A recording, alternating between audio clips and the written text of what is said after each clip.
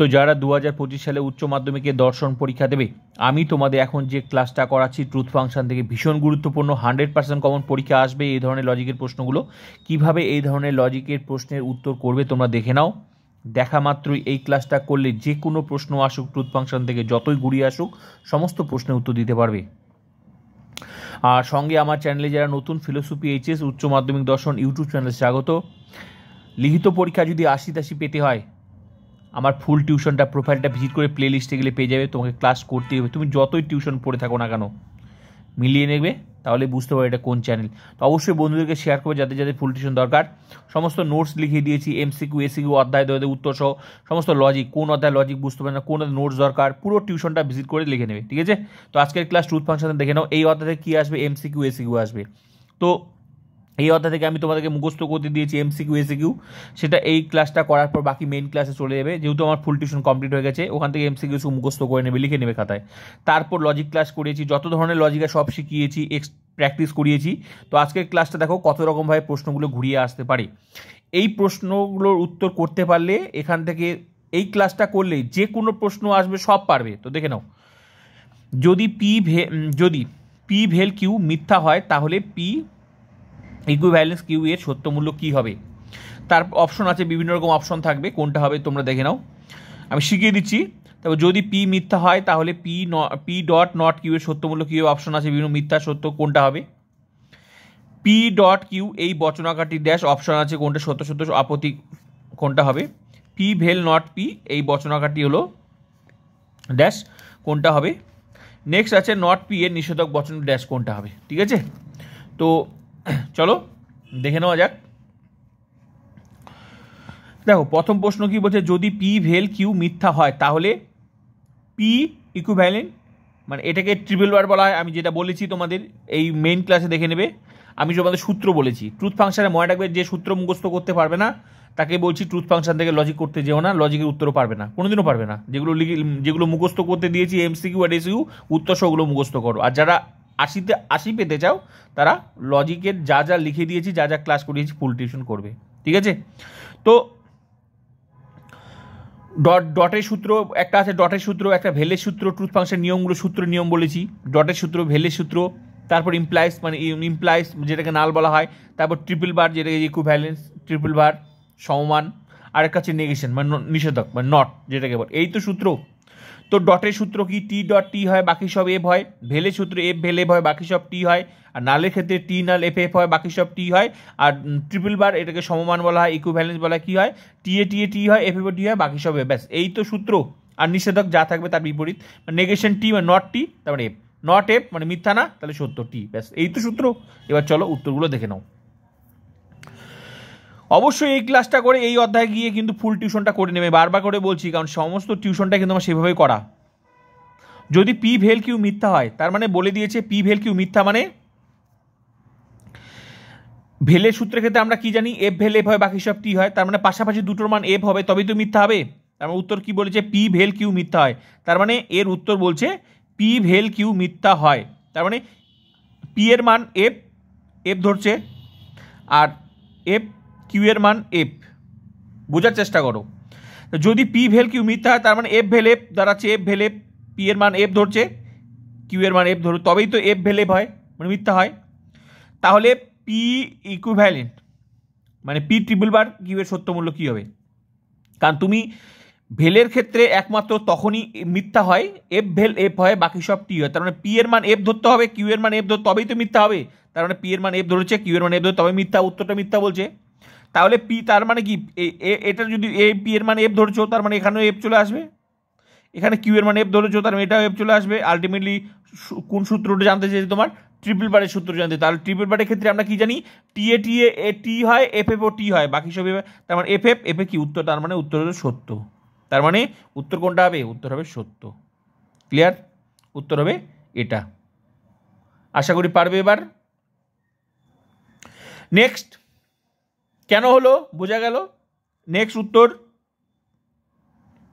এটা উত্তর হবে। ক্লিয়ার। নেক্সট উত্তর, যদি পি মিথ্যা হয় তাহলে পি ডট নট কিউ এর সত্য মূল্য কী হবে। যদি পি মিথ্যা হয় মানে পি মিথ্যা হয় তাহলে পি ডট কিউ এর সত্য মূল্য কি? অপশন আছে মিথ্যা, সত্য, বৈধ, অনিশ্চিত। একটা কথা মনে রাখবে, অপশন বিভিন্ন রকম দেওয়া থাকবে, যেটা সঠিক উত্তর সেটাই কিন্তু লিখতে হবে, ঠিক আছে? তো বুঝে করতে হবে, যে লজিক বুঝে করতে হবে। তার মানে পি এর মান কি ধরছে? মিথ্যা। এখানে কিসের সূত্র বলছে? ডটের সূত্র। আর ডটের সূত্রের ক্ষেত্রে আমরা কি জানি? ডটের সূত্রের ক্ষেত্রে সত্য তখনই হয় টি এ টি হয়, বাকি সব এভ হয়। তার মানে পাশাপাশি দুটোর মান যদি টি হয় ডটের ক্ষেত্রে তবেই সত্য হবে, না হলে কিন্তু মিথ্যাই হয়ে যাবে। তো মানটা বলেই দিয়েছে, যদি পি মিথ্যা হয় তার মানে মিথ্যা ঢুকে গেছে, এন্ট্রি হয়ে গেছে মিথ্যা, সত্য হওয়ার আর কোনো চান্সই নেই।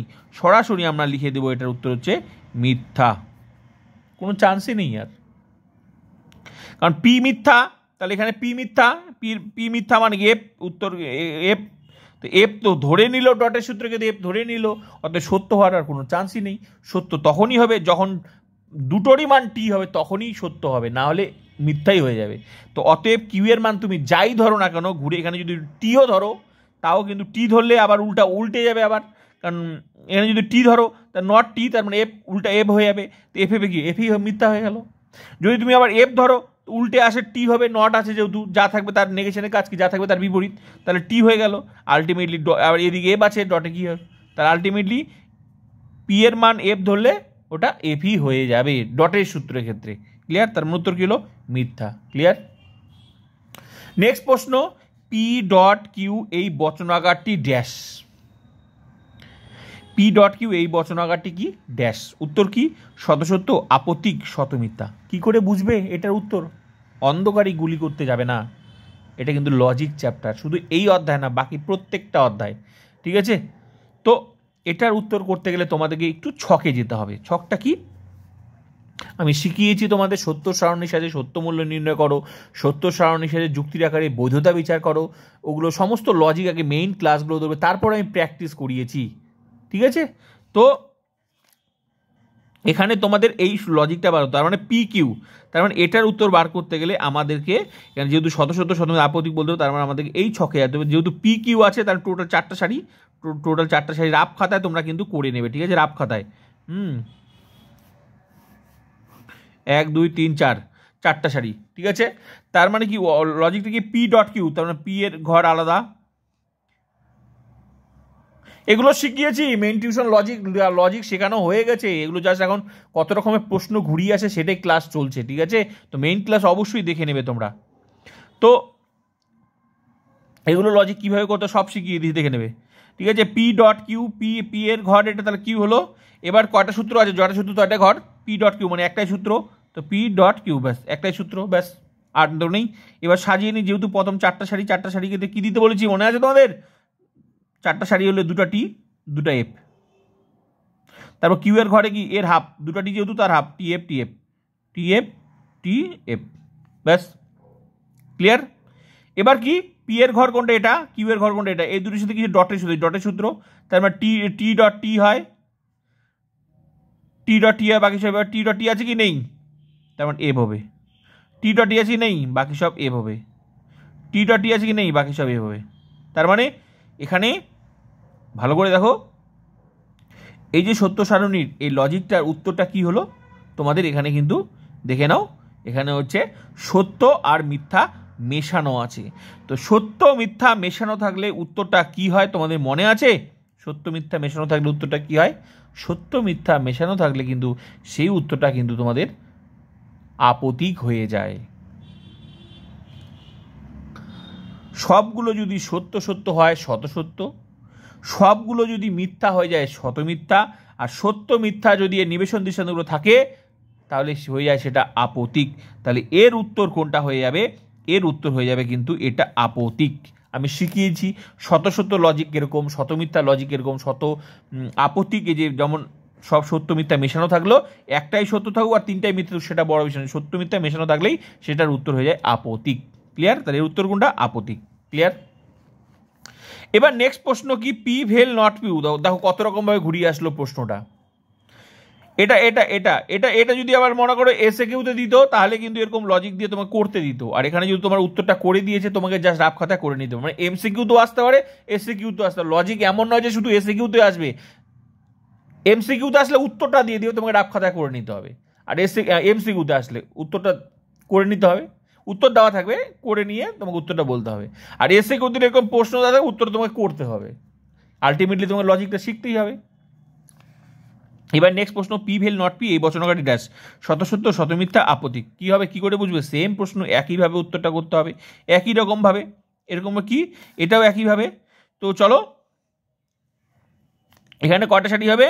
পি তার মানে পি আছে, পি কিউ তার মানে শুধু পি আছে, তার মানে পি থাকলে কি 2টা সারি, আর পি কিউ থাকলে 4টা সারি, এগুলো আমি সব শিখিয়েছি। তো 2টা সারি হবে, 1 2, একটা সারি 2টা সারি, ক্লিয়ার? একটা সারি 1 ও 2, ও বেশি হয়ে গেল, কোনো ব্যাপার না, আমি এখানে দিয়ে দেবো পিটা, 2টা সারি রাখবো, পি পি এর ঘর 2টা সারি রাখবো। আলটিমেটলি শুধু পি থাকলে 2টা সারি রাখতে হবে লজিক, যেমন 2টা সারি রাখবো, এই যে এটা একটা সারি এটা একটা সারি রাখবো, আর উপরে ঘরের সংখ্যাগুলো বসাবো পি, তাহলে পি। তারপরে কাজ কি, একটা নট পির ঘর আছে, নট পি আলাদা করে দেবো। তারপরে কাজ কি, সূত্রটা কি, পি ভেল নট পি, ব্যাস এই তো সূত্র, আর তো কিছুই নেই, যা সূত্র তাই। এবার কাজ কি, 2টা সারি হলে একটা টি একটা এফ, তারপরে যা থাকবে তার বিপরীত নট পি, তার মানে এটা আছে টি আছে, তাহলে এফ হবে, এফ আছে টি হবে, ক্লিয়ার?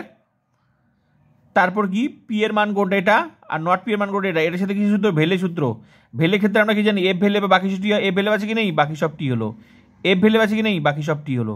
তার মানে এর নিবেশন দিয়েছ সবগুলো দেখো শত সত্য, মানে সত্য সত্য, তার মানে এর উত্তর কোনটা হবে, শত সত্য না শতমিথ্যা কোনটা, শত সত্য। কেন? কারণ যেহেতু সবগুলো সত্য বার হলো এই জন্য এটা শত সত্য। তাহলে এই লজিকটা তুমি যদি না শিখতে পারো, তুমি এই লজিকের উত্তর করবে কী করে? আরেকটা কথা মনে রাখবে না, পরীক্ষায় তুমি কী ভাবছো এই লজিকটা দিবে, যে কোনো লজিক দিতে পারে, তো যে কোনো দিলে লজিকটাকে তোমাকে শিখতে হবে যাতে যে কোনোই করতে পারো। তো এই যে লজিক যে শিখবে না তার পক্ষে এই উত্তর মুখস্থ করেও কোনো লাভ নেই, ক্লিয়ার? কিভাবে এই উত্তরগুলো করতে পারবে যাতে যাই দিক লজিক, শত হোক শতমিথ্যা হোক আপত্তি হোক, সেটা তোমাকে শিখতে হবে।